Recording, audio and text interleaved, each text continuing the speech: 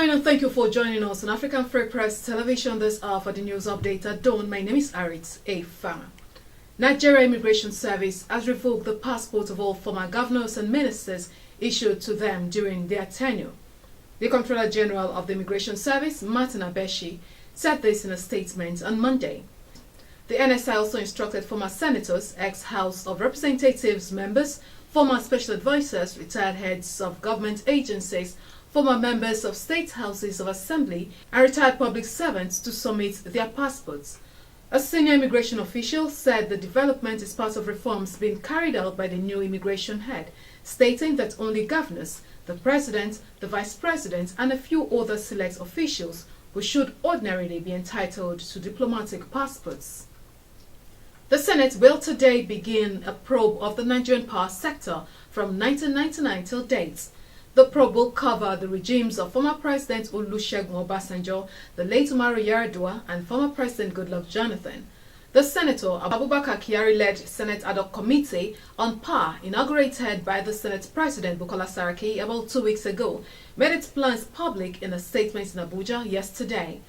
Clerk of the Committee on Power, Mr. Cletus Ojabo, who signed the statement, said the probe would be in form of investigative hearing and interactive sessions with key stakeholders of the sector for the period under review and will center on funds appropriated for the power sector since 1999 to the point of unbundling of the Power Holding Company of Nigeria and all matters connected therewith. A court in the United Kingdom has sentenced a Nigerian fugitive, Abdul Kekere-Ekun, to life imprisonment for the murder of 28-year-old Marcus Hall in 2001. Head of Media and Publicity of the Economic and Financial Crimes Commission, Mr. Wilson Owujeren, said in a statement on Monday that the convict killed 18-year-old Marcus Hall during a fight outside Luton's Atmospheres nightclub. Owujeren said the 39-year-old Kekere-Ekun, who initially pleaded guilty to the charge of murder before the Luton Crown Court, later attempted to escape justice by fleeing to Nigeria, stating that the convict was arrested by the EFCC for fraud and extradited to the UK when it was discovered that he was wanted for murder in the UK. Ahead of the governorship elections in Kogi and Bayelsa states, Independent National Electoral Commission (INEC) has fixed dates to end transfer of voters in both states.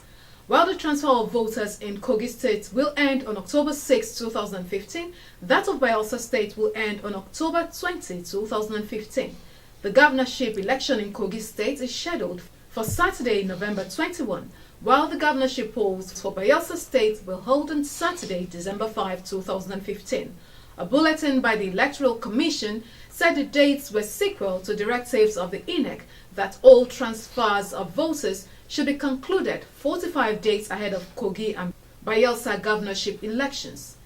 INEC has placed a 45-day deadline to enable it effect the integration of the transferred names into the register of voters, which is to be certified and published not later than 30 days to each of the two elections. As Nigerian security agencies intensify operations to comply with President Muhammadu Buhari's order to eradicate insurgency within 3 months, mobile telecommunications operating companies and their subscribers have started to bear the brunt with the deactivation of 37.79 million mobile lines, resulting in a daily loss of 251.94 million naira revenues. Several attacks carried out by the militants fighting the Nigerian government and its people in the northeast of the country and Abuja, the Federal Capital Territory, were coordinated by the terrorist group Boko Haram using mobile telephone lines. Starting from last Wednesday, MTN, Airtel, Glo, and Etisalat, the 4 leading mobile operators in the country, took their subscribers by surprise by deactivating all lines with unregistered or improperly registered mobile subscriber data on their networks. Head Enforcement and Monitoring Nigeria Communications Commission (NCC), Mr. Idehen Efosa, said that out of 37.79 million lines, Etisalat had 19.46 million improperly registered lines, followed by MTN with 18.6 million lines. Airtel has 7.4 million lines, while Glo has 2.33 million lines only. Nigeria National Petroleum Corporation (NNPC) has said it will sell unused energy to Transmission Company of Nigeria (TCN) for onward transmission to the national grid. Group Managing Director of the corporation, Emmanuel Ibekachukwu, disclosed that only 15% of the energy generated by the corporation is actually used. That means that electricity supply will get a boost when it sells the unused 85% to the transmission company. Kachukwu said it will no longer be business as usual, as he is set to turn the corporation into a profit-making one that will support government, and all forms of wastefulness will no longer be tolerated within the NNPC. Zambian villagers are taking a multinational copper mining firm to court in the UK, accusing it of poisoning their water. The communities of Hippopool, Kakosa, Shimulala and Helen said the Mushishima stream and the Kafur have become rivers of acid. But Konkola Copper Mine has denied that it had failed to maintain critical equipment adequately, or that heavily spillage and massive leakages occurred due to degraded equipment and leaking pumps and pipes. KCM has also said that it has spent $530 million to improve the environmental performance of its operations. In 2011, the Lusaka High Court ordered Vedanta Resources and KCM to pay approximately $1.4 million to 2,000 residents of Chingola after sulfuric acid and other chemicals spilled into the confluence of the Mushishima stream and the Kafur River in 2006. In his ruling, the judge said Zambians should not be dehumanized by greed and crude capitalism, which puts profit above human life. Vedanta later appealed against the judgment, saying it was not responsible for the pollution. Even though the verdict was upheld, the Supreme Court significantly reduced the compensation to people affected by the leakage. Guinea's President José Mario Vaz on Monday decreed the formation of a new government led by former Minister of Presidential Affairs Bassirou Jah after receiving support from the Party for Social Renewal (PRS), the West African country's second largest political party.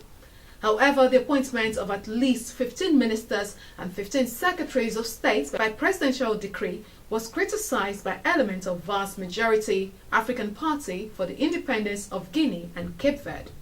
In August, Vaz sacked then Prime Minister Domingos Pereira in a move condemned by many of his party's members, forcing the president to seek support from the PRS and pro-Jah lawmakers in the PAIGC. Thousands of Australians have held candlelight vigils for Syria as pressure mounts for Australia to offer to take in more refugees. Australia has said that it will take more serious, but stopped short of increasing its overall refugee intake. Social media has taken up the push for a policy change, with people today posting photos to hashtag Light the Dark. More vigils will be held this week, which will also remember a Syrian child who drowned on the coast of Turkey.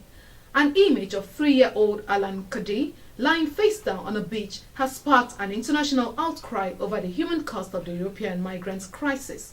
An estimated 10,000 people attended the ceremony at Sydney's Hyde Park on Monday night, and thousands more in other cities. They came ahead of an expected announcement today from the Australian government authorizing airstrikes against the IS in Syria.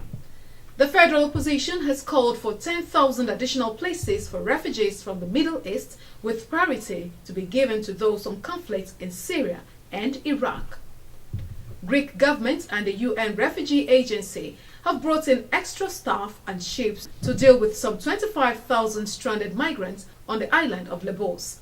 A processing center has also been set up on an abandoned football ground to help the migrants get to Athens. A Greek minister said on Monday Lesbos was on the verge of an explosion. Meanwhile, hundreds of migrants broke through police lines on Hungary's border with Serbia and started working towards the capital, Budapest.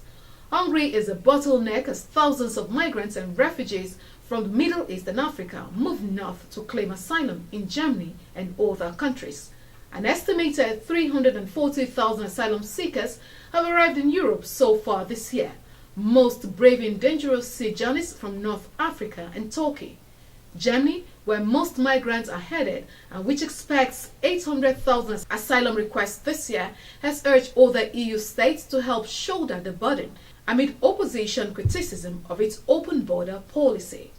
For more news, you can follow us on Twitter at African Free Press, like us on Facebook, African Free Press, and visit our website www.africanfreepress.com. My name is Arit Ifan. Good morning, Africa.